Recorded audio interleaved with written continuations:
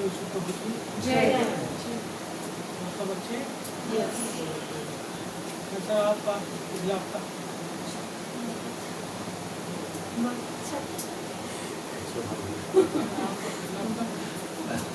अच्छा रहा?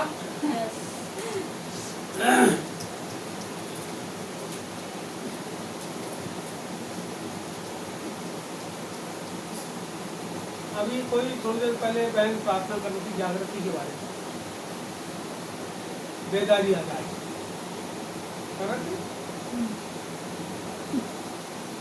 बेदारी क्या है? बेदारी क्या चीज? परमेश्वर के लिए वही पुराना कहने का मतलब जुनून जोश उसको देते हैं। बता बेदारी क्या है? सुनना जानना, ठीक है? क्या है बेदारी?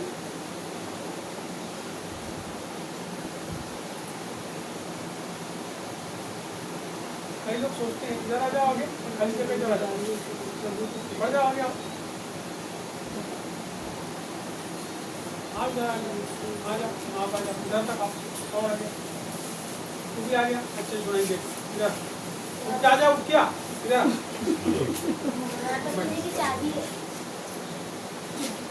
क्या है बेदारी? क्या है बता?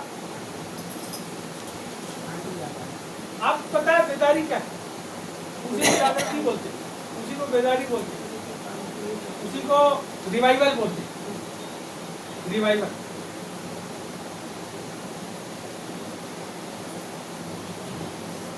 ये जो आदमी है, आप हो आदमी, आप हो आदमी, यस। हो आप मनुष्य हो, है आदमी हो चाहे औरत, सबके अंदर क्या है? आत्मा। सबके अंदर आत्मा, शरीर अलग अलग। स्त्रियों को प्रभु ने बनाया, उनको गर्भ दिया तो उनके द्वारा बच्चे उत्पन्न। आदमी को बनाया उसने कि उसके द्वारा जो बीज है वो स्त्री के अंदर जाए और बच्चे उत्पन्न। तो कुल मिला के दोनों की उत्पत्ति इसलिए हुई कि वो पूरी पृथ्वी को भर दी। और ये जो मनुष्य को प्रभु ने बनाया, ऐसे ही उन्हें जानवरों को ही बनाया, उनके भी जोड़े होते हैं, समझ रहे बात आप? लेकिन कुछ ऐसे होते हैं कि वो अपने से, अपने आप से एक दूसरे अपने जैसे प्रतिरूप उत्पन्न करते हैं। कुछ ऐसे जीव होते हैं, अभी हम उनकी बात नहीं करते। अभी हम जिस चीज को समझना चाह रहे हैं, बोलना चाह रहे हैं, उसको बहुत जरूरी है समझना। जब पवित्र आत्मा किसी के जीवन के अंदर आता है, कोई भी आदमी हो, डिस्टर्ब मत कर, सीधे बैठ जाए, नहीं तो बाहर चले जाए, ठीक? आड़ा टेंशन नहीं होता। जब पवित्र आत्मा किसी के जीवन के अंदर आता है, समझना मेरी बात को, तो वो व्यक्ति के अंदर एक विजन आता है। उस विजन को पूरा करने के लिए वो परमेश्वर के लिए जागृत हो जाता है। यदि कोई आदमी केवल अपने और अपने परिवार के लिए जी रहा है और केवल प्रार्थना कर रहा है, मैं आपको बताना चाहता हूँ अभी भी उसके जीवन के अंदर वो पवित्र आत्मा का स्पर्श, वो अनुभूति उसके जीवन के अंदर नहीं है, वो उसको समझ नहीं पाए। यदि वो कहता है मैंने पवित्र आत्मा को पाया, तो उसके पास विजन होना चाहिए। प्रेरितों की काम की किताब को यदि आप पढ़ते हैं तो पहला अध्याय और उसका 8 वचन को कोई पढ़े।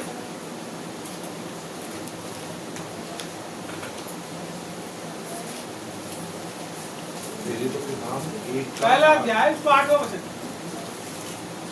परंतु बिल्कुल उपद्रव नहीं करना बाहर जाके। परंतु जब पवित्र आत्मा तुम पर आएगा, हाँ, तब तुम सामर्थ पाओगे। यहाँ पर लिखा है जब पवित्र आत्मा तुम पर आएगा तब तुम सामर्थ पाओगे। आगे और यरूशलेम और सारी यहूदिया और सामरिया में और पृथ्वी की छोर तक मेरे गवाह होगे।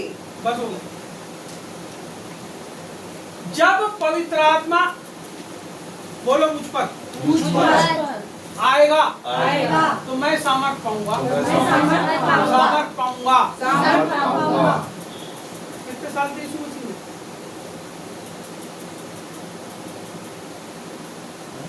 कितने साल से प्रभु में हो?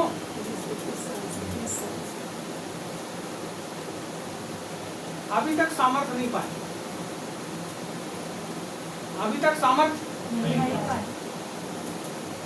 पेड़ में लगे पत्ते, हवा चलती है तो हिलते हैं, नहीं चलती तो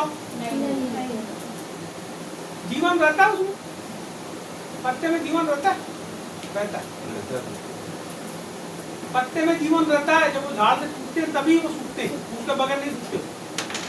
यदि झाड़ के झाड़ में सूख रहा है, इसका मतलब ढकाल में कोई प्रॉब्लम। उसी प्रकार से यदि आप प्रभु में हो तो सबसे पहली बात आप याद रखो कि परमेश्वर का आत्मा आपके ऊपर आ चुका है। यदि कोई ऐसा सोचता है कि अभी मेरे ऊपर प्रभु नहीं आया है, पवित्र आत्मा नहीं आया है, फलाना नहीं हुआ है, ढिमका नहीं हुआ है, सब भूल जाओ तुम। 20-25 साल 30 साल से यीशु मसीह में, कोई 5 साल से होगा, कोई 2 साल से होगा, कोई 3 साल से होगा, लेकिन याद रखो पवित्र आत्मा आपके जीवन के अंदर है, तुमने पा चुके हो पवित्र आत्मा। आगे बोलता है जब पवित्र आत्मा तुम पर आएगा तो तुम सामर्थ्य पाओ।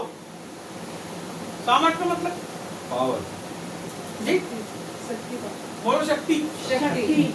एक आदमी को जब लकवा लग जाता है तो उसके उतने वाले हिस्से में शक्ति नहीं रहती नहीं। एक किसान जो रहता है गांव के अंदर, खेती किसानी वाला, उसको कभी आप सोचते हो कि हवाई जहाज में उड़ेगा? उसके बारे में कभी सोचते हो आप हवाई जहाज में उड़ेगा या राष्ट्रपति के साथ जाके बैठेगा? कभी विचार किया? अरे एक भील आदमी है डिंडोरी का, गवाही बताता हूँ आपको। भील आदमी है वो, जो भील है उसने एक भील आदिवासी नृत्य, उसके समाज का नृत्य था, उस नृत्य का उसने मंचन करवाना चालू करा और इतनी जगह उसने उस भील जनजाति के नाच को, इतनी जगह उसने कार्यक्रम करवाया कि उसको पद्मश्री से विभूषित किया गया। उस आदमी को, मास्टर था वो, बैगा जनजाति का पहला आदमी जो एमए पास था, वो आदमी था। उसको राष्ट्रपति ने पद्म भूषण से विभूषित किया।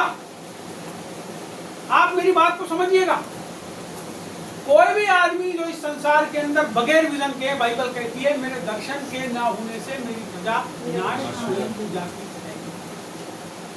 मेरे ज्ञान, सेकंड पोजीशन, आप इसी वचन को जब दूसरे तरीके से लिखा है तो लिखा है मेरे ज्ञान के ना होने से मेरी प्रजा नाश हो जाती है। मेरे दर्शन के ना होने से और मेरे जब पवित्र आत्मा तुम पर आएगी तो तुम गवाह ठहरोगे। आपका विजन चालू हो गया, आपके पास एक विजन होना, एक दर्शन होना। किसने यहूदा इस्करियोती के बारे में बाइबल में पढ़ा? अच्छा, जिसने बाइबल नहीं पढ़ा उसने सुना होगा यहूदा इस्करियोती के बारे में। सुने आपने? आपको पता है मर गया, फांसी लगा। पहला चेला था जो बगैर किसी सताव के फांसी लगा के मरा, उसका नाम था यहूदा इस्करियोती। मैं उसके बारे में आपसे कुछ बात करना चाहूंगा, आपसे पूछना भी चाहूंगा, आपसे बात भी करना चाहूंगा। यहूदा इस्करियोती क्यों फांसी पर लटक कर मरा? क्या कारण था कि यहूदा इस्करियोती फांसी पर लटक कर अपने प्राण को दे दिया? क्या कारण? हाँ जी, आत्मग्लानि हुई तो क्या हुआ? फांसी पे लटक के। लेकिन उस ग्लानि को जो उसके अंदर आई, वो क्यों आई, इस बात को आप समझिएगा। मैं उसकी जिंदगी की शुरुआत आपके साथ करना चाहता हूँ। ये सब आपके और मेरे विश्वासी जीवन से संबंधित है, इसके बगैर मैं आपसे कोई बात आगे नहीं करना चाहूँगा। जब वो यीशु मसीह के पास आया तो वो एक नेता के रूप में था। कैसा था? एक नेता के रूप में था, एक क्रांतिकारी नेताओं के गिरोह का एक सदस्य था। और जब वो यहाँ पे प्रभु के पास आया तो उसी प्रसिद्धि को, अरे इसके पीछे तो बड़ी भीड़ आती है, तो मेरे पास भी क्या हो जाए, मैं जब इसके पास जा रहा हूँ तो ये सब जो भीड़ है ये मेरे तरफ भी आकर्षित होगी। मेरी बात को आप समझें। तो जब वो आया तो किसी चीज को पाने के लिए पद को पाने के लिए, प्रतिष्ठा को पाने के लिए और क्रांतिकारी दल का नेता के रूप में वो उसके पास आया होगा। और जब आया होगा तो प्रभु से उसने बातचीत किया होगा और प्रभु ने बोला होगा मेरा जो राज्य है वो धरती का है ना, धरती का ऐसा वाला राज्य नहीं है। जब एक आदमी किसी पद को पाना चाहता है तो वो जिसके साथ रह के सीखता है ना, वो क्या करता है, उसके साथ छल करता है। वो यीशु मसीह के साथ रहा 3.5 साल तक, वो जहां जहां गया उसके साथ गया। आपको पता है कई बार विश्वासी क्या करते हैं, जब कलीसिया के अंदर पवित्र आत्मा के द्वारा बुलाए जाने के द्वारा आ जाते हैं तो उनके मन के अंदर संतुष्टि नहीं होती। यहूदा इस्करियोती की भी ऐसी स्थिति थी, उनके मन के अंदर संतुष्टि नहीं होती। तो क्या करते हैं, वो अपनी कलीसिया से निकल के फिर एक दूसरे झुंड को ढूंढते, वहां जाएंगे तो थोड़ा अच्छा लगेगा, वहां जाएंगे तो ऐसा हो जाएगा, वहां जाएंगे तो ऐसा होगा, वहां जाएंगे तो ऐसा होगा, अरे यहाँ तो ऐसा नहीं हो रहा है, वहां जाएंगे। इसका मतलब क्या है, अभी तुम्हारे अंदर संतुष्टि नहीं, असंतुष्टि है, संतुष्टि नहीं है, संतोष नहीं है। तब क्या करता है आदमी, दूसरे की तलाश, दूसरे की तलाश। ये अभी से नहीं हो रही है, ये प्रारंभिक रूप से आदम और हवा के समय में तलाश। परमेश्वर ने आपको जैसा बनाया वैसा रहने की कोशिश करो। जहां परमेश्वर ने जाके फिट किया उस दीवार के अंदर फिट होने की कोशिश करो। मैं आपसे बताना चाहता हूँ कोई संसार की ताकत नहीं है जो कलीसिया की उस दीवार से जहां तुमको चुन दिया गया वहां से कोई निकाल दिया। कलीसिया की दीवारों से आप खुद क्या होते हो, उखड़ते हो। आपको पता है कई बार आप लोगों ने देखा होगा घर पुराना हो जाता है और घर की ईंट कुछ ईंट रहती है वो क्या हो जाती है, सड़ने लगती है। ईंट का सड़ना कभी देखे हो आपने, ईंट सड़ती है, ईंट का सड़ना, ईंट गलती है। उसी प्रकार से कई लोग अपने मन की स्थिति के द्वारा कैसे होते हैं। तब क्या करता है, जब वहां से प्लास्टर उखड़ जाता है उतने हिस्से से, तब एक आदमी को बुलाया जाता है। वो क्या करता है, छेनी हथौड़ी से उसको पूरा निकालता है उतने हिस्से को और वहां पे नए वाली ईंटों को लगाकर दीवार को मरम्मत। क्योंकि यदि वहां ईंटें नहीं निकालेंगे तो छेद हो जाएगा और मकान उस जगह के ऊपर ईंट वापस लगने की आवश्यकता है। मैं आपको बताना चाहता हूँ, बाइबल कहती है यदि तुम पुकारना बंद कर दोगे तो चट्टाने पत्थर चिल्ला उठेंगे। आज आप प्रभु के पास 20 साल 25 साल से हो, 15 साल से हो, 3 साल से हो, 2 साल से हो, जब से भी आपने परमेश्वर को पाया तब से हो, लेकिन आज स्थिति आपके जीवन की क्या है, आज स्थिति हमारे जीवन की क्या है। आज कोई आदमी आपको बोलता है प्रार्थना के लिए, सुनो मेरी बात, अगर आप अपने घर में प्रार्थना रखो, अगर आप अपने घर में प्रार्थना रखो और सब तैयारी करो और तुम्हारे घर में एक भी आदमी प्रार्थना के लिए ना आए तो तुमको क्या महसूस होगा, क्या महसूस होगा, क्यों लगे खराब, तैयारी की। अरे तुम भी तो वैसा कर रहे हो, फिर तुमको क्यों खराब लगे, तुम भी तो वही कर रहे हो। तुमको खराब लगना नहीं चाहिए। तो तुमने 1 किलो अपने घर में चिकन ला के बनाए थे 2 किलो, उसको यदि फेंकना पड़ रहा है तुमको तो खराब नहीं लगना चाहिए। समझ रहे मेरी बात समझ आ रही है। जो समय यीशु मसीह के द्वारा यहूदा इस्करियोती को दिया गया 3.5 साल, उसने क्या किया आखिरी में, पहली चीज उसके अंदर आकांक्षा थी किसी चीज को पा लेने के लिए, वो कुछ बन जाना चाहता था। इस बन जाने के चक्कर में वो दूसरी समिति के पास, दूसरी टीम के पास गया और जाके क्या किया उसने। मैं तुमको एक बात बताता हूँ, तुम मेरे लिए क्या कर सकते हो। बोले तेरे लिए हम कर सकते हैं, तू पहले बता तो क्या प्लानिंग है, काय के लिया है। बोले वो जो यीशु है ना, मैं उसके साथ रहता हूँ। बोले वो तो हमको पता है उसके साथ रहता है, क्योंकि वो हम जहाँ जहाँ जाते हैं, जहाँ जहाँ वो हमारा विरोध हमारा खंडन करता है, वहाँ तू भी साथ में खड़ा रहता है, हमको पता है तू 12 में से एक है। अब मेरे बात बता क्या है, यदि तुम चाहो बोले तो मैं उसको पकड़वा,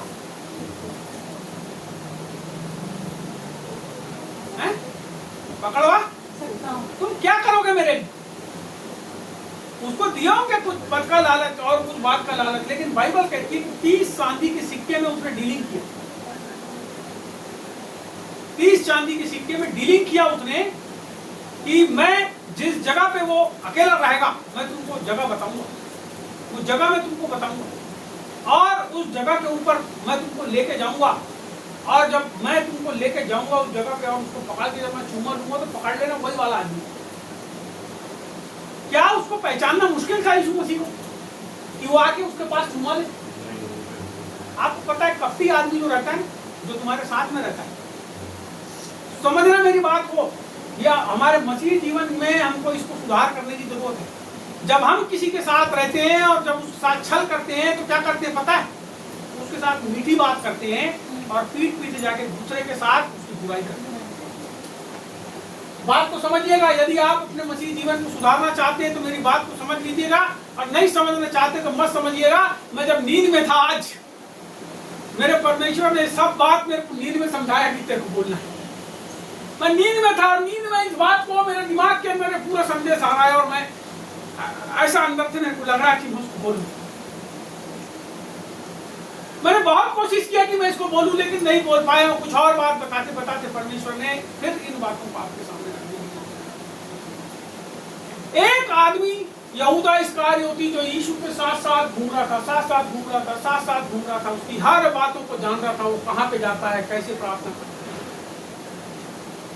ऐसे ही कई लोग कलीसिया के अंदर होते हैं और वो क्या करते हैं, जब वो कलीसिया के अंदर फूट डालना रहता है तो वो दूसरी जगह पे जाते हैं और दूसरे लोगों के साथ क्या करते हैं, संगति करते हैं, और संगति करके उस कलीसिया के अंदर में फूट को डाल देते हैं। सुनिए जी, यदि एक घर को आपको पूरा नाश कर देना है तो उसके मुखिया को मार दो, उसके मुखिया को बहुत डिस्टर्ब कर दो, पूरा घर डिस्टर्ब हो जाता है। बाल बच्चे भूखे मरने लगते हैं। यदि घर का मुखिया पागल हो जाए, पूरा घर, उसकी औरत, उसके बच्चे, उसके घर की लाइट, उसके घर का खाना, उसके घर का पीना, सब कुछ कैसा हो जाए। बहुत स्ट्रगल होता है। उसके बाद जब घर का मुखिया क्रूस के ऊपर लटक गया तो चेले कहां गए? एक कोठरी के अंदर जाके छुप गए। सुनिए, मैं आपको बताना चाहता हूं, जब कलीसियाओं के अंदर विश्वासी घात करते हैं, जब दूसरों के साथ मिलकर प्लानिंग करते हैं, सुनिएगा, जब अपने परिवारों के अंदर जब आप ऐसा करते हो, अपने घर वालों की बुराई दूसरों के सामने करते हो, मैं आपको बताना चाहता हूं, आप भीतराघात करते हो। आप औरतें अपने पति की बुराई जब करती है दूसरों के सामने और जाके अपने पति से मीठी मीठी बात करती है और चूमा चाटी करती है, सुनिए मैं आपको बताना चाहता हूं, आपसे नालायक औरत कोई नहीं। जो महिला, जो कलीसिया का विश्वासी अपने कलीसिया की बातों को गुप्त रखता है, वो लोगों के पापों को ढांप देता। बाइबल ऐसा कहती है, जो अपने भाई के पापों को ढांपता है वो कैसा है? परमेश्वर उसको चाहता है वैसे। लेकिन जो अपने भाई के पाप को गाढ़ा कर देता है 50,000 जगह, जब जाके बताता है तो कैसा हो? आपको पता है आदमी ने क्या किया? इसने जाके अपने स्वामी, अपने प्रभु की, जो उसको रोटी भी खिलाता था, जब उसके पीछे पीछे चलता था तो कभी रोटी भी खिलाता, वैसे रोटी, बाइबल में लिखा है, जिस थाली में वो खाता था उसने क्या किया? लात, अजी लात मारा जी। जिस थाली में वो खाना खा रहा था, जिससे वो पला था, जिससे वो सीखा था, सब चीजों को सीखा था वो, जिससे उसने क्या किया? थाली में लात मार दी। मैं आपको बताना चाहता हूं, हमारा परमेश्वर आपको किसी भी प्रकार से प्रतिबंधित नहीं करता, आपको दंड नहीं देता, लेकिन आपके अंदर एक ग्लानि उत्पन्न होती है। पता है आपको? आप उससे विश्वास से जुड़ रहे हैं। पता है वो जो ग्लानि, आत्मग्लानि आपके अंदर उत्पन्न होती है, जो क्षमा ना मांगने की एक बात होती है, वो क्या बताएगा? हम ऐसे, आपको पता है क्या होता है? धीरे धीरे आपकी आत्मा को शैतान जकड़ लेता है और आप उसी गिरफ्त में चले जाते हैं और इतना आत्मग्लानि से भर जाते हैं कि वो गया और क्या किया उसने? अरे बाइबल में लिखा है कि उसके पास, सुनो, खजांची था वो, यीशु मसीह का खजांची, उसके बारे में तीसरी बात सुनो, खजांची था। बाइबल में लिखा है कि परमेश्वर ने हम मिट्टी के बर्तनों के अंदर अपने खजाने को रखे। सुनिए, परमेश्वर ने अपने खजाने को हमारे अंदर रखा है। यहूदा इस्करियोती के पास एक थैली थी, बाइबल में लिखा है कि सब पैसा उसके पास रहता था, और बाइबल में लिखा है कि वो चोर था। क्या करता था चोरी करना। वो परमेश्वर के उस पैसे में से जो सेवा के लिए दिए जाते थे उसमें चोरी कर लेता। मैं आपको बताना चाहता हूँ, एक विश्वासी के जीवन के अंदर ये बात नहीं होना चाहिए। परमेश्वर ने उसको जिस थाती की रखवाली करने, पौलुस कहता है जिस थाती की रखवाली करने के लिए मुझे दिया गया मैं उसको कैसा करता हूँ, उसकी रखवाली बराबर करता हूँ। आप लोगों को ये बात समझना चाहिए, सुनने वालों को ये बात समझना चाहिए कि परमेश्वर ने जब आपके अपने वचन को, बहुमूल्य वचन को, मैं आपको बताना चाहता हूँ, ऐसा लिखा बाइबल में, परमेश्वर अपने नाम से ज्यादा अपने वचन को महत्व देता है। सुनिएगा, इस संसार के अंदर सारी सृष्टि जिसके द्वारा हुई वो वचन है, वो वचन का एक खजाना है। परमेश्वर ने आपके हृदय के अंदर उस खजाने को रखा है, आप उसकी रखवाली करना पड़ेगा। सुनिए, अगर आप उसको चोरी होने देते हो तो आपसे ज्यादा नाकारा कोई नहीं। जैसी चाल मसीह में आपको चलना चाहिए, यदि आप उसको छोड़ देते हो वैसी चाल चलना, तो आप कैसे हो फिर? आप खुद सोचो। या वो यहूदा इस्करियोती क्या हो रहा है वहां पे? वो 30 चांदी के सिक्के जो उसको मिल गए थे। सुनो, इस संसार में बहुत कुछ पा सकते हो, लोगों से बहुत इज्जत पा सकते हो, बहुत शोहरत पा सकते हो। 30 चांदी के सिक्के, 30 चांदी के टुकड़े उसको मिल गए। गया, जब पकड़ लिए उसको, प्रभु को जब बेत मारने लगे, जब कोड़े मारने लगे, वो गया उन महायाजकों के पास और जाके क्या बोला? अरे अरे अरे, तुमने क्या करे? उसके साथ ऐसा क्या कर रहे हो? बोले हम नहीं जानते। लोग आपको पहचानना बंद कर देंगे प्रभु के साथ, उसकी कलीसिया के साथ विश्वासघात करोगे। तो मैं आपको बताता हूँ, आपका मूल्य 2 कौड़ी चलना बंद हो गई। आप पैसा चलता है, 1 पैसा का भी मूल्य नहीं होगा, रुपये का 10वां हिस्सा आपका मूल्य नहीं होगा। और परमेश्वर आपको बहुमूल्य जानता है। मेरी बात को समझिएगा, परमेश्वर के लिए विश्वास योग्य बनिए। बाइबल बताती है कि जितनों ने उस पर विश्वास किया, किसने किया? हमने उसके पर विश्वास किया। जितनों ने उस पर विश्वास किया, उसने उन्हें परमेश्वर की संतान होने का अधिकार दिया। आपको अपना बच्चा बना दिया नहीं? सब नरक की लाइन में लगे थे, ऐसे जा रहे थे नरक के अंदर, ऐसे एक के बाद एक बद। वो नरक एक वास्तविकता किताब है, मैं तुम सबसे बोलता हूँ 80-80 रुपए देके खरीदो, उस पर पढ़ो। ऐसी बड़ी भीड़ नरक के अंदर जा रही है, और परमेश्वर क्या करता है? उस भीड़ में से आपको अचानक से खींच लेता है और आप बाहर निकल जाते हो, उसी कलीसिया में शामिल हो जाते हो। आप स्वर्ग जाने वालों की लाइन में आप लग जाते हो, नरक जाने वाले नरक जा रहे हैं, और आप क्या हुए? प्रभु पर बुरा है, बड़ी दया है, बड़ी कृपा आपके जीवन के ऊपर हुई है कि आप बचाए जाओ। लेकिन हम अपने चाल चलन के द्वारा क्या करते हैं? उसका निरादर करते हैं। बोले शुभ प्रभु। अभी पूछा ना मैंने थोड़ी देर पहले, यदि आप अपने घर में प्रार्थना रखो और कोई आदमी ना आए तो कैसा लगेगा? कैसा लगेगा? हाँ, लगेगा ना? तेरे लिए हमको दुख होता है।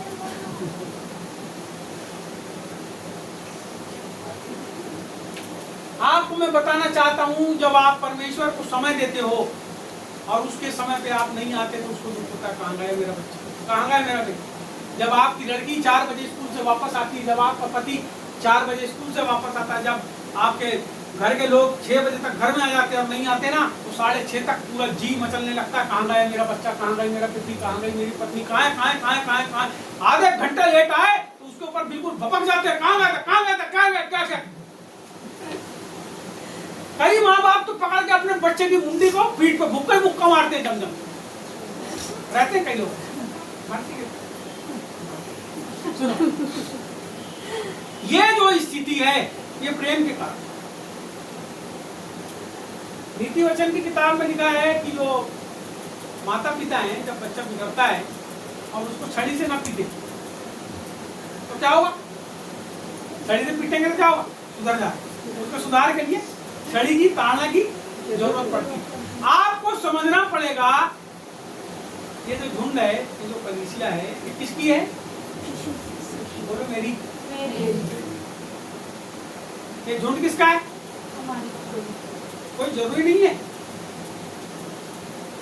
ये सत्यम के पास 50,000 रुपए हैं तो आपके पास भी 50,000 हो, कोई जरूरी नहीं है।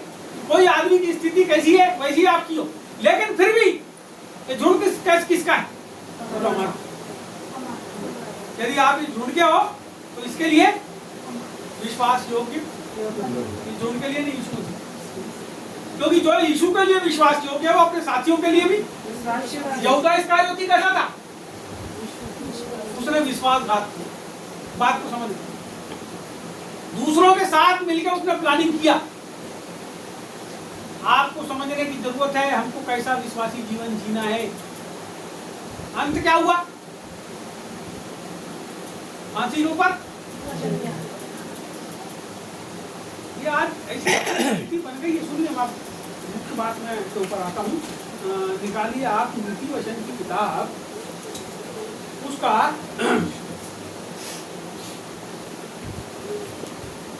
24वां अध्याय और उसका केवल 10वां वचन। यदि तू विपत्ति के समय साथ छोड़ दे हाँ, तो तेरी शक्ति बहुत कम है। बस हो गया। क्या लिखा है? यदि तू, विपत्ति के समय साथ बोलो छोड़ दे, बोलो मेरे साथ बोलो, यदि तू विपत्ति के समय साहस छोड़ दे तो तेरी शक्ति बहुत कम है। किसकी शक्ति? मेरी।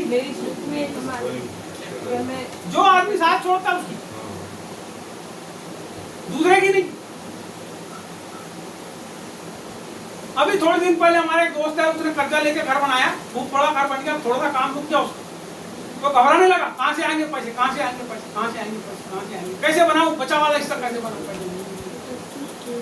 साथ नहीं छोड़ना। प्रभु के सामने जैसे ही सांस छूटने लगता है, घुटना टेक दो, सुनो मेरी बात, सरेंडर कर दो। बाइबल कहती है मेरी सहायता स्वर्ग से।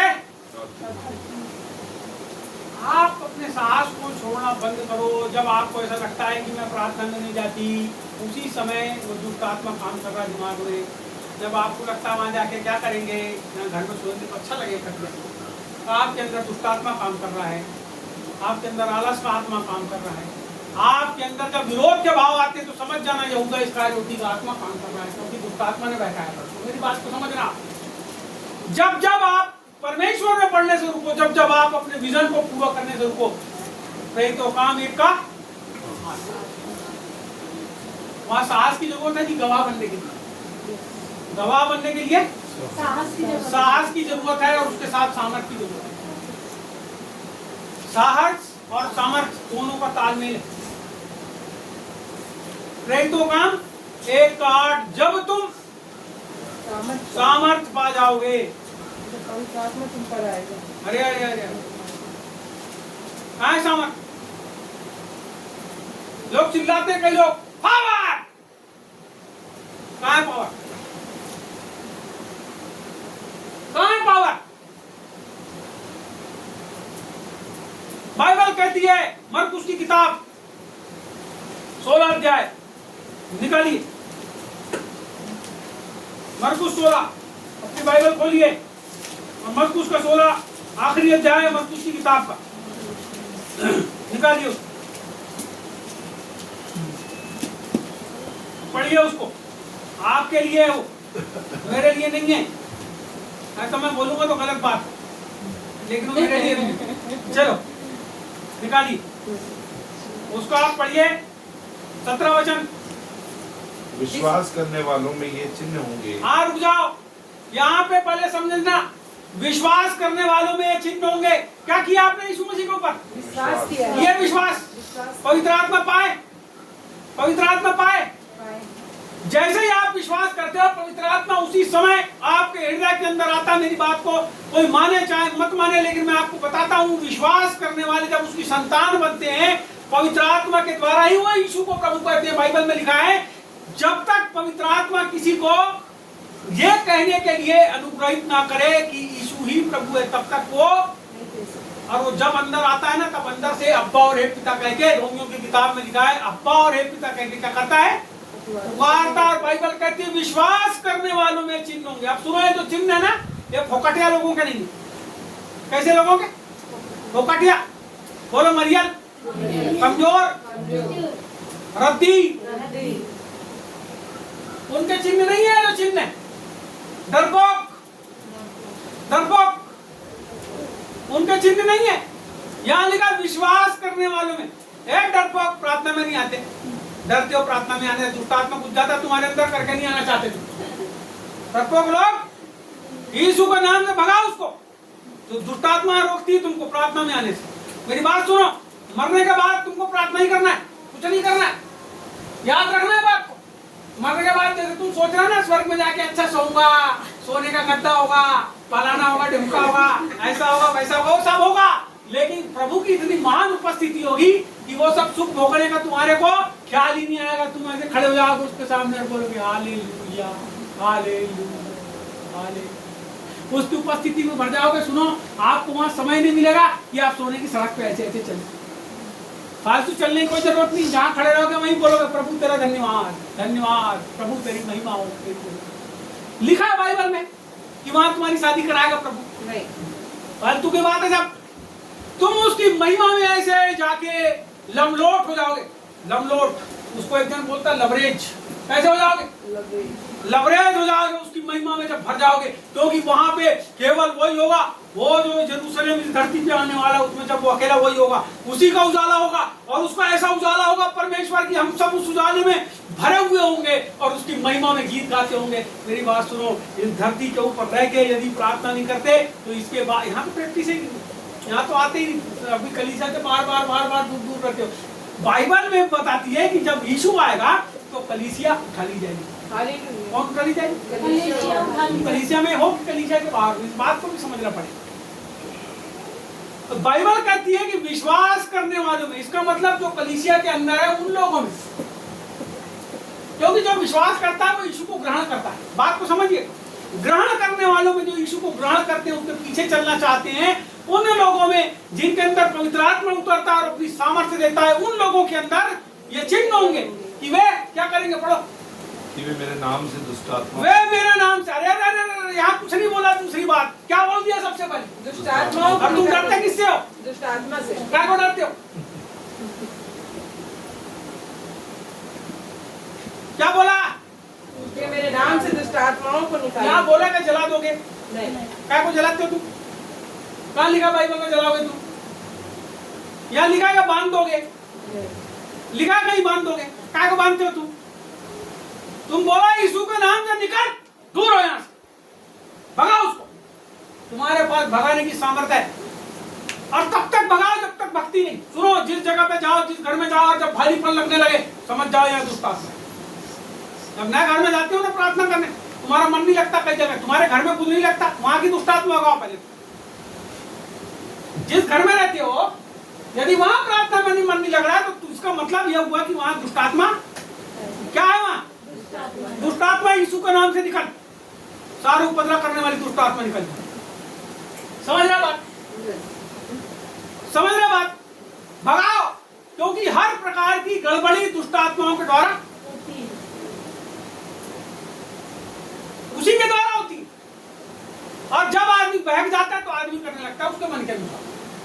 आप एक बात को ध्यान रखना, जब जब आप परमेश्वर की बातों का, उसके वचन का विरोध करते हो, समझ जाओ दुष्टात्मा विरोधी आपके अंदर आ गया, क्योंकि उसका नाम है विरोधी। विरोधी विरोधी मैं नहीं हूं विरोधी, मेरे को विरोध नहीं करना है। आपका अंगीकार होना चाहिए सवेरे उठ के कि प्रभु मैं तेरे अनुसार अपना जीवन जीऊंगा। जैसे ही आंख खोलते हो बोलो धन्यवाद यीशु, धन्यवाद यीशु, धन्यवाद, मैं तेरे अनुसार प्रभु आज का दिन जीऊंगा। प्रभु अनुग्रह तू ताकत देना प्रभु, क्योंकि तू सामर्थ्य देगा तब मैं तेरा गवाहूं। मेरी पास तो सामर्थ्य नहीं है प्रभु, यदि रहती तो मैं खुद ही स्वर्ग आ जाता, लेकिन मेरे में सामर्थ्य नहीं है, तेरे ही द्वारा मैं स्वर्ग आ सकता हूँ। प्रार्थना करो, प्रार्थना बोलो, प्रार्थना है ना। विश्वास करने वालों में ये चिन्ह होंगे कि मेरे नाम से दुष्ट आत्माओं को निकालेंगे। क्यों नहीं निकालना चाहते आप दुष्ट आत्मा? क्यों नहीं आप अपने बंधन तोड़ना चाहते? क्यों एक आदमी को, क्यों एक बाउंड्री ब्रेकर को आप ढूंढना चाहते हो आके आपके घर में आके बंधन को तोड़? क्यों? क्या कारण है? उसका कारण यह है कि आप अपनी शक्ति को, आपकी सामर्थ्य को जो परमेश्वर ने आपको दिया, आप उसको पहचान नहीं पाते। यदि आप उसको पहचान लोगे, मैं आपको बताना चाहता हूं, एक एक आदमी, बाइबल कहती है 1000 आदमी के समान हो जाएगा। उसके अंदर इतनी सामर्थ्य होगी कि वो 1000 आदमी को बचा सकता है। उसका मतलब ये नहीं है कि 1000 ऐसा ताकतवर सांड जैसे बन जाओगे, हाथी जैसे बन जाओगे, ऐसा नहीं है। आप अकेले 1000 आदमी को यीशु मसीह के पास ला सकते हो। मैं आपको बताना चाहता हूं, ये जितने लोग जो इस सामर्थ्य को पहचान लिए, अपनी दान को पहचान लिए, अपने वरदान को पहचान लिए, वो लोग जब परमेश्वर में आ जाते हैं, अपने घुटने को टेकते हैं और स्वर्ग से सहायता मांगते हैं, मैं आपको बताना चाहता हूं वो इस धरती के ऊपर परमेश्वर के राज्य को लाने वाले हो जाते हैं। बाइबल कहती है जब तुम सामर्थ्य को पाओगे, बाइबल कहती है पवित्र आत्मा तुम पर आएगा, और जब आएगा तो तुम सामर्थ्य को पाओगे, और जब सामर्थ्य को पाओगे तो मैं आपसे बोलना चाहता हूँ, आपके मुंह से निकलने वाले शब्द लोगों को ट्रांसफॉर्म करेंगे, लोगों को बदलेंगे, उनके अंदर जागृति को लाएंगे। मैं आपसे बोलना चाहता हूँ, अपने आप को ओछा और कमजोर और लाचार मत समझो, लेकिन बाइबल कहती है नीति वचन की किताब को जैसा हमने देखे थे, यदि तू विपत्ति के समय सांस छोड़ दे तो तेरी शक्ति बहुत। परमेश्वर ने ऐसा नहीं बनाया। यहूदा इस्करियोती परमेश्वर के साथ चला, मैं आपसे फिर से बताना चाहता हूँ, फिर से उसके साथ चला, लेकिन अपनी नीच कामनाओं के वश में फंसा। मैं आपसे बताना चाहता हूँ, बाइबल बताती है हम ऐसी अभिलाषाओं में ना फंसे, हम ऐसी बातों में ना फंसे जो परमेश्वर के वचन के विरोध में। उस समय तो ये नया नियम नहीं था जिस समय यहूदा था, लेकिन नए नियम का रचने वाला यीशु मसीह उसके साथ था, उसके बाद भी वो बहक गया। मैं आपसे बताना चाहता हूँ, बहकना बंद करो, विरोध करने वाले लोगों के साथ रहना बंद करो। बाइबल कहती है बुरी संगति अच्छे चरित्र को बिगाड़ देती है। ऐसे किसी आदमी के साथ मत रहो जो आपको डिस्करेज करता है, जो आके आपके दिमाग को खराब करता है। जब आप लोग सभाएं करते हो, महिला सभा करते हो, ऐसी औरतों को मत लाओ अपने बीच में जो आके क्या करे, आपके अंदर फूट डाल दे, आपके अंदर विरोध डाल दे। मैं आपसे बताना चाहता हूँ, अच्छे लोगों का चुनाव करो, क्योंकि परमेश्वर अच्छे लोगों का चुनाव करता है। आपको परमेश्वर ने चुना, आप अच्छे हो, आप खराब नहीं हो। जितने लोग इस प्रभु यीशु मसीह कलीसिया में, केवल यही नहीं लेकिन पूरे विश्व के अंदर जितने लोग हैं, मैं आपको बताना चाहता हूँ, परमेश्वर ने, वो खराब रहे होंगे, वो गंदे रहे होंगे, वो मैले रहे होंगे, लेकिन जब परमेश्वर किसी को चुनता है तो क्या करता है? यदि आपको शुद्ध बने रहना है तो शुद्ध लोगों की संगति करो। यदि आपको यहूदा इस्करियोती टाइप के लोगों की संगति करना है तो बुरी संगति अच्छे चरित्र को आपको समझना पड़ेगा, आपको अपने जीवन को बदलना पड़ेगा, आप अपने जीवन में समर्पण को लाओ। सुनिए, आत्म जागृति से मैंने बात चालू किया था, मैं वापस आपको घुमा फिरा के वही, क्या है आत्म जागृति? क्या है आत्म जागृति? क्या है जागृति? अपने आप को जागृत करो, बोलो अपने आप को जागृत। ये चूल्हे में आग जल रही, धागा धागा धागा धागा धागा, खाना पकड़ा खाना पकड़ा खाना पकड़ा खाना पकड़ा, लेकिन एक गुंगा अलग पड़ा हुआ है, कोई जागृति नहीं उसमें, किसी के कोई काम करेंगे। क्या करना पड़ेगा? उसको जागृत होना है तो उसको उठाना पड़ेगा और चूल्हे के अंदर ढकेलना पड़ेगा। जब वो बाकी लकड़ियों के साथ मिल जाएगा, धागा धागा धागा धागा, आग और तेज हो जाएगी और जल्दी खाना बन जाएगा। उसके बाद दूसरा गंजा उसके ऊपर रखा जाएगा, फिर तीसरा गंजा रखा जाएगा। मैं आपको बताना चाहता हूँ, आप हजारों लोगों के लिए आशीष का कारण हो।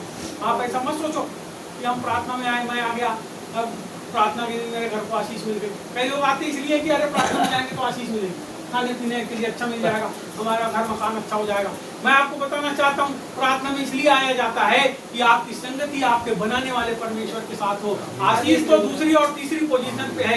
आपका जो हृदय है उसके प्रेम से भर जाए, वो इसलिए बुलाना चाहता है आपको कि उसके प्रेम से आप भर जाओ और उस प्रेम को लोगों को बांटने वाला। बाइबल बताती है उसके आनंद से आप भर जाओ। बाइबल कहती है आनंद का मूल स्रोत, प्रेम का मूल स्रोत वो है। और जब आप उसके साथ मिलते हो, वो प्रेम सागर यीशु के साथ जब मिलते हो, जब दया सागर यीशु के साथ मिलते हो, तो उसका प्रेम और उसकी दया आपके जीवन के अंदर आ जाती है। और जब उसकी दया आपके जीवन में आती है, उसका प्रेम आता है, तो आप अपने बैरियों से भी प्यार करने लगते हो। लेकिन जब आप उसकी संगति में नहीं रहते, जब आप उससे मिलना नहीं चाहते, तो आप क्रोध से और डाह से और ईर्ष्या से और जलन से और वैभाव से और चोरी से और चुगली से और निंदा से, ये सब बात से भर जाते हो। क्योंकि जब आप उसकी संगति से हटते हो तो बैरी आपके पास आता है और क्या करता है? आपके मन में कड़वे बीज को डालता है। मेरी बात को समझो, अपने आप को जागृत करो, अपने आप को जागृत करो। यहाँ लिखा है विश्वास करने वालों में चिन्ह होंगे कि वे मेरे नाम से, किसके नाम से? आप निकालना चालू करो, बोलना चालू करो, निकाल यीशु के नाम से। ये सब घर का माहौल सुधर जाए यीशु के नाम से। अपने घर के लिए क्लेम करो, अपनी गरीबी को जो तुम्हारे परिवार के अंदर जबरदस्ती आती है, लात मार के निकालो उसको। होना नहीं, यीशु का नाम हम जो काम करते हैं, हमारी आप पैसे के ऊपर प्रभु आशीष दे, हमारे काम के ऊपर आशीष दे, हमारे खाने के ऊपर प्रभु परमेश्वर यीशु को नाम दे। जितने बंधन है सबको तोड़ते हैं। मैं आपको बोलना चाहता हूँ, घुटना टेको और तोड़ना चालू करो। कोई नहीं आएगा, कोई नहीं आएगा, लेकिन जब घुटना टेकोगे तो स्वर्ग की सेना आएगी। मैं आपसे बोलना चाहता हूँ, यहाँ के मनुष्यों के मुंह की ओर ताकना बंद करो और स्वर्ग के महाराज अधिराज की ओर ताकना चालू करो। जब उसकी ओर ताकोगे उसका प्रकाश तुम्हारे जीवन में आएगा, तुम्हारा चेहरा उसके प्रकाश से भर जाएगा, तुम्हारी आत्मा उसके प्रकाश से भर जाएगी, सारी दुष्ट आत्माएं उस प्रकाश को देखकर भागने लगेगी। मैं आपसे बोलना चाहता हूँ, बाउंडर ब्रेकर की तलाश मत करो, लेकिन खुद बंदरों को तोड़ने वाले बनो। बाइबल हम सबों के जीवन के अंदर एक अद्भुत काम को देखना चाहती है। वो चाहता है परमेश्वर की हम सब जैसा यीशु इस धरती पर चला, हम सब उसी के समान इस धरती के ऊपर चले, अद्भुत कामों को करते हुए चले, सामर्थ्य के कामों को करते हुए चले, अद्भुत कामों को, ओ ऐसे ऐसे कामों को जो आज तक न हमने सोचे न कभी विचार करे, उन कामों को करते हुए हम चले। आगे यहाँ पे लिखा है, विश्वास करने वालों में चिन्ह होंगे कि मेरे नाम से दुष्ट आत्माओं को निकालेंगे। दूसरी बात बोलता है नई नई भाषा बोलेंगे। तीसरी बात बोलता है सांपों को उठा लेंगे। चौथी बात बोलता है वे प्राणनाशक वस्तु भी पी जाएं तो भी उनकी कुछ हानि ना होगी। और आखिरी बात बोलता है बीमारों पर हाथ रखेंगे। सबसे आखिरी बात है बीमारों पर हाथ रखेंगे तो चंगे हो जाएंगे। उसके बीच में तीन बात, उसके बीच में तीन बात। ये 5 चिन्ह एक विश्वास करने वाले के, ये 5 चिन्ह जिसने पवित्र आत्मा को पाया ना, जिसने सामर्थ्य को पाया। दुष्ट आत्मा किससे निकलता है? हमारी ताकत से निकलता है कि परमेश्वर की सामर्थ्य से?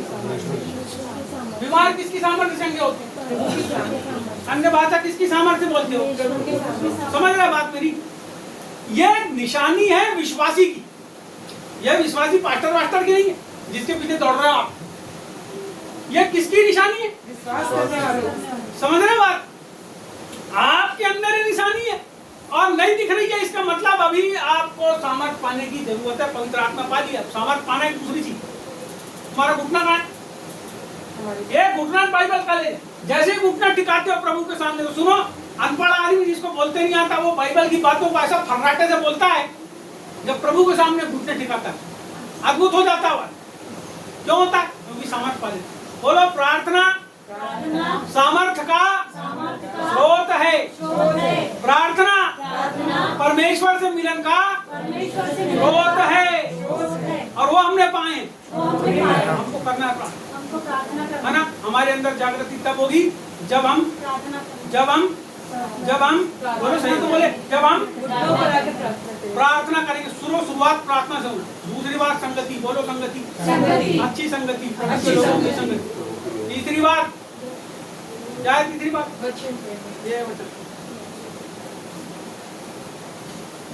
बाइबल पढ़ो, समझ पाना है, सही शिक्षा में चलना है। बहकाने वाले आके बहकाएंगे, उनकी बहकावट से अगर तुमको बचना है बाइबल पढ़ो। अपनी अपनी बाइबल पढ़ना चालू करो, नए नियम से पढ़ना चालू करो। मैंने पिछले समय भी आपको बोला, इस बार फिर से बोल रहा हूँ, ये नए नियम को आज से अपने घर में जाके निकालो और निकाल के जो मत्ती से पढ़ना चालू करो। ये आने वाले इतवार तक 7 दिन में पूरी नए नियम पढ़ लो। आने वाले समय में आओगे, मैं आपको बताता हूँ, आग से भरे हुए यहाँ पे आओगे। जो मेरी बात सुन के आएगा ना अगली बार, वो आग से भरा हुआ इस जगह पे आएगा, उसके अंदर प्रभु की आग होगी। और जब तुम उतना पढ़ के यहाँ आओगे और जब आराधना करोगे, वो प्रभु की सामर्थ्य वो तुम्हारी आंखों से वो आंसुओं के रूप में दिखाएगी, कैसे तुम्हारे अंदर परिवर्तन पाता है, कैसे आत्म जागृति आती है। मैं आपसे बोलना चाहता हूँ, परमेश्वर के उस प्रेम को समझने के लिए उसके वचन को पढ़ना चालू करो, अपने घर में घुटना टेक के प्रार्थना करो। मैं आपसे बोलना चाहता हूँ, आप सबको पूरा मन लगा के पूरे नए नियम को 1 हफ्ते पढ़ो, पूरी ताकत लगा के। कहीं भी हो आप, अपने घर में हो, दुकान में हो, काम में हो, धंधे में हो, कहीं भी हो, लेके जाओ अपने झोले में अपने साथ, बैठ के उसको पढ़ो। जिनको नहीं आता पढ़ने, वो सब मोबाइल में डाउनलोड करो बाइबल को, उसको चालू करो, जहां जाते हो वहीं चलने दो। पूरा वचन प्रभु का कान के अंदर जाएगा, प्रभु की सामर्थ्य आएगी। मैं आपसे बताना चाहता हूँ, जो लोग वचन के पक्के हैं उनको दुष्ट आत्माएं, जाति, क्योंकि जब वो विचार डालती है तो आप लड़ने के लिए सब तीर आपके पास रहते। यीशु ने क्या का तीर मारा मालूम है? आप क्या मारते हो? मारे नहीं पाते, क्योंकि है ही नहीं आपके पास, कर्कश खाली है। बाइबल में लिखा है, एक आदमी जो जवान रहता है वो अपनी जवानी में अपने लड़कों से अपने तर्कस को भर लेता, तीरों से भर लेता, अरे हम तो बाल बच्चे ही पैदा नहीं कर रहे, 2 लड़के पैदा किए तो चुपचाप होगा। प्रभु ने मेरे को बोला तू 8 लड़के पैदा करेगा फिर 90वें नंबर में लड़की दूंगा। मैंने रहते प्रभु को बहुत, नहीं तो मेरे 8 लड़के रहते फिर लड़की होती। यहाँ तर्कस को भरने बोल रहा है, हम डरते हैं, हम साथ खो देते हैं। अरे इतने सारे कैसे पालूंगा? अबे तू होता कौन है पालने वाला? वही पालेगा। इतने सारे करोड़ों आदमी को पाल रहा है, जो प्रभु को नहीं मानते उनको भी पाल रहा है, तो तुम्हारे बाल बच्चों को नहीं पालेगा। करो पैदा, अच्छा दबा दब बिल्कुल, एक ही औरत से 15-20 बच्चे पैदा करो, कोई दिक्कत नहीं। फलवंत दाग की बारी बना लो। मैं तो बोलना चाहूंगा सबको, आप नहीं है ताकत तो मत बनाओ, मगर है ये प्रभु की ओर से व्यवस्था। एक स्त्री के अंदर ये व्यवस्था है कि बहुत से बाल बच्चे पैदा कर सकते, एक आदमी के अंदर ये व्यवस्था प्रभु ने भर जाओ बोलता है। अरे 8 सेवक मेरे होते हैं, यदि मैं 2 की जगह और 8 लड़के पैदा करता, 8 सेवक पैदा हो जाते। अब एक लड़का ट्रांसलेट करता है, अनुवाद करता है, दूसरा लड़का मेरी मदद करता है, मेरे साथ आता जाता है, सब सामान उठाता है प्रभु का। बोले यीशु मसीह की। अरे आपके पास भी ऐसे बच्चे होना चाहिए तो प्रभु को काम करें। आप कलेक्टर और एसपी सब बनाओ अपने बच्चों को, आए बड़ा राष्ट्रपति भी बनाओ, लेकिन वो प्रभु को सेवक होना चाहिए, है ना?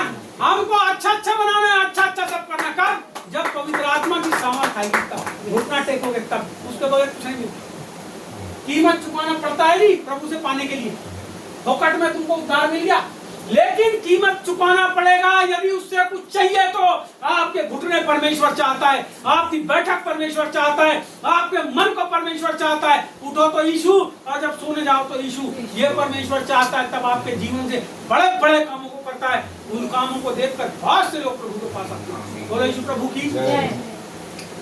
ये आत्मजागृति, बोलो आत्मजागृति, है ना? बेदारी आ जाए बोलने से नहीं होता, पहले खुद अपने अंदर बेदारी होना, प्रार्थना में जाने की, वचन पढ़ने की, संगति करने की, उसके बगैर कुछ नहीं होता। फालतू की प्रार्थना है सब, समझना बात।